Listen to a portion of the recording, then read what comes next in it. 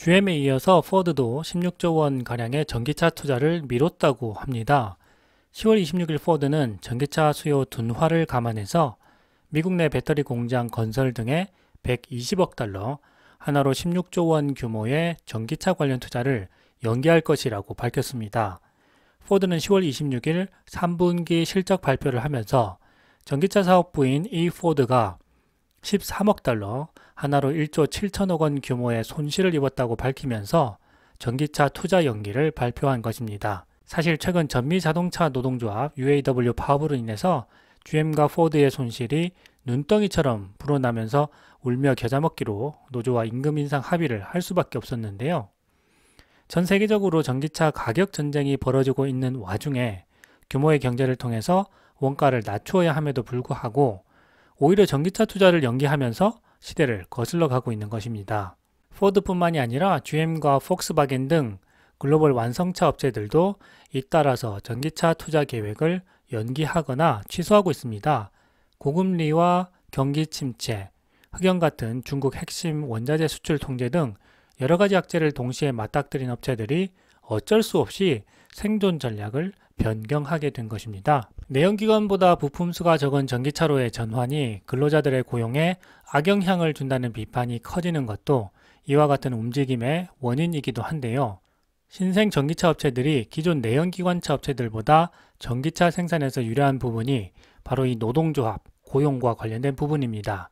신생 전기차 기업들은 내연기관에서 전기차 전환으로 인한 고용 감소를 걱정할 필요가 없기 때문입니다. 로이터는 전기차가 여전히 비싼 상황에서 업체들이 수요 둔화 등 공포를 마주하자 생산 능력 확충에 제동을 건 것이라고 분석했습니다. 반면 현대차그룹은 최근 전기차 수요 감소는 일시적인 허들이기 때문에 생산 계획 변경 없이 전기차 전환에 더 속도를 내겠다는 입장을 밝히기도 했습니다. 미국 기업들이 강한 노조로 인해서 뒤처질 때 간격을 더 벌리겠다는 의도로 보이는데요.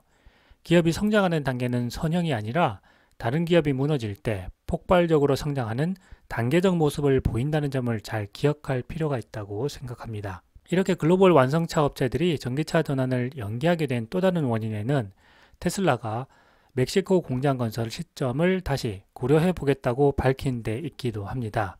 10월 18일 테슬라는 3분기 실적 발표에서 3분기 영업이익이 17억 6,400만 달러, 약 2조 4천억 원을 기록하면서 작년 동기 대비 52% 감소했다고 밝혔습니다.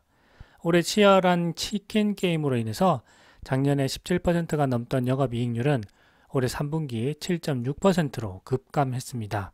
물론 여기에는 4680 배터리와 대량 생산을 위한 시설 확장, 인공지능 자율주행 FSD 훈련을 위한 슈퍼컴퓨터 구축, 엄청난 도로주행 데이터를 처리하기 위한 데이터 센터 구축 등에 12조 원 가까운 돈을 투자하면서 이익이 줄어든 측면도 있습니다. 일론 머스크는 실적 발표 자리에서 고금리 환경이 걱정된다고 반복해서 이야기했는데요. 이런 환경에서는 사람들이 비싼 자동차를 구매하는 것이 어려워진다라고 강조했습니다. 맞는 말이죠. 기준금리가 높은 상황에서는 이자를 내느라 가처분 소득이 줄어들게 되고요. 이런 상황에서는 자동차를 살 때 할부 이율도 높기 때문에 쉽게 결정하기가 어려워집니다. 일론 머스크는 실적 발표에서 이런 이야기를 하면서 멕시코 공장 건설 계획을 늦추겠다는 뜻도 전했습니다. 지난해 실적 발표에서는 테슬라는 불황에 대한 회복력이 있다라고 하면서 자신감을 보였었는데요. 이번 실적 발표 어닝콜 컨퍼런스에서는 달라진 발언을 하면서 투자자들도 걱정이 커진 상황입니다. 전기차 선도업체인 테슬라가 신규 생산 공장 건설 시점을 매크로 상황에 맞게 고려하겠다는 입장을 밝히면서 다른 완성차 업체들도 잇따라서 확장 전략을 수정하게 된 것으로 보입니다. 10월 26일 GM은 혼다와 6조 8천억 원을 들여서 보급형 전기차를 개발하겠다는 공동 프로젝트를 전면 취소했습니다. 독일 폭스바겐은 최근 전기차 감산에 들어가기도 했습니다. 포드는 대표 전기차인 F150 라이트닝 생산을 일시적으로 줄이기로 했습니다.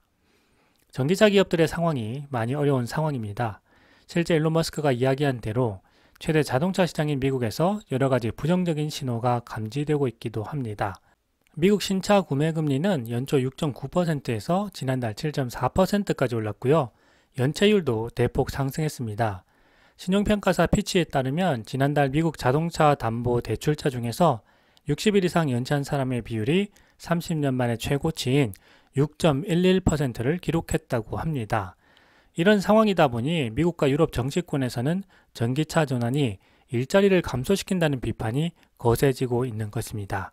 내연기관차와 비교해서 전기차에 사용되는 부품은 절반밖에 되지 않기 때문입니다.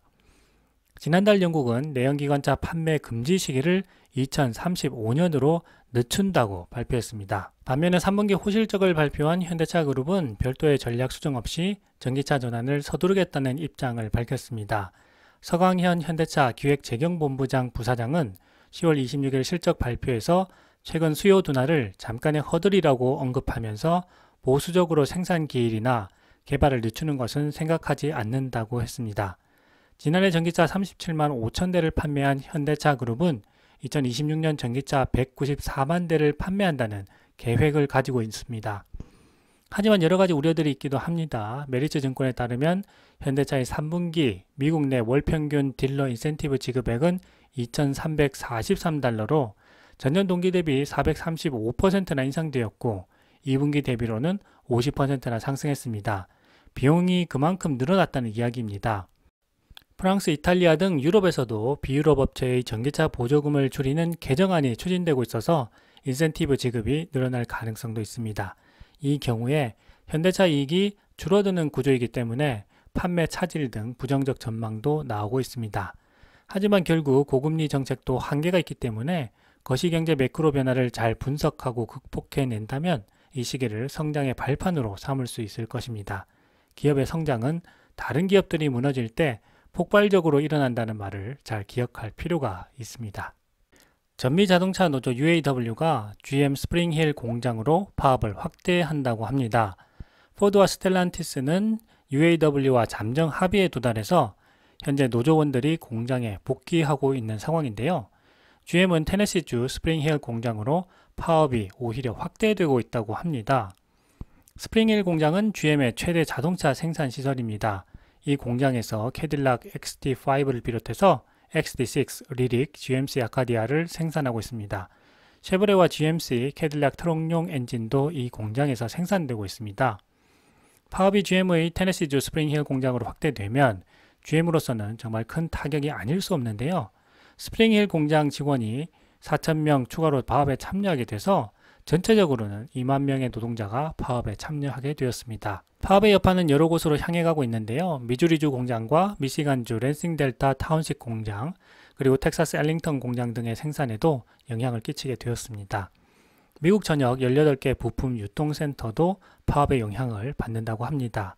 생산 공정이 한번 멈추게 되면 이를 다시 가동하는 데만 해도 최소 수백억 원의 비용이 추가로 들게 되는데요. GM은 이번 파업으로 캔자스주 페어팩스 공장에서 쉐보레 말리부와 캐딜락 XT4 생산을 중단하고요. 다양한 부품 생산 공장의 근로자를 해고하기도 했습니다. GM은 2023년 3분기 실적 발표에서 파업 손실을 주당 2억 달러, 전체적으로는 8억 달러 이상이라고 추정했습니다. 주당 2억 달러니까 하나로는 2,700억 원씩 매주 손해를 본다는 것인데요. 이번 파업 확대로 인해서 그보다 더 많은 규모로 매주 손실 피해를 입게 된다는 것입니다. 이번 파업으로 미국의 빅3 자동차 기업 포드, GM, 스텔란티스의 전기차 전환 속도는 완전히 뒤처지게 되었고요. 파업으로 인한 손실뿐만 아니라 향후 임금 인상으로 인한 원가 부담은 고스란히 자동차 가격으로 반영될 것으로 보입니다. 제조업에서 가격 경쟁력이 정말 중요한데요. 이들의 자동차 가격이 인상되는 것을 보고 테슬라는 또 과감하게 모델 Y의 가격을 인상했습니다. 이 어려운 시기가 지나고 나면 살아남는 기업이 모든 이익과 점유율을 가져가는 승자 독식의 시대가 도래할 것으로 생각됩니다.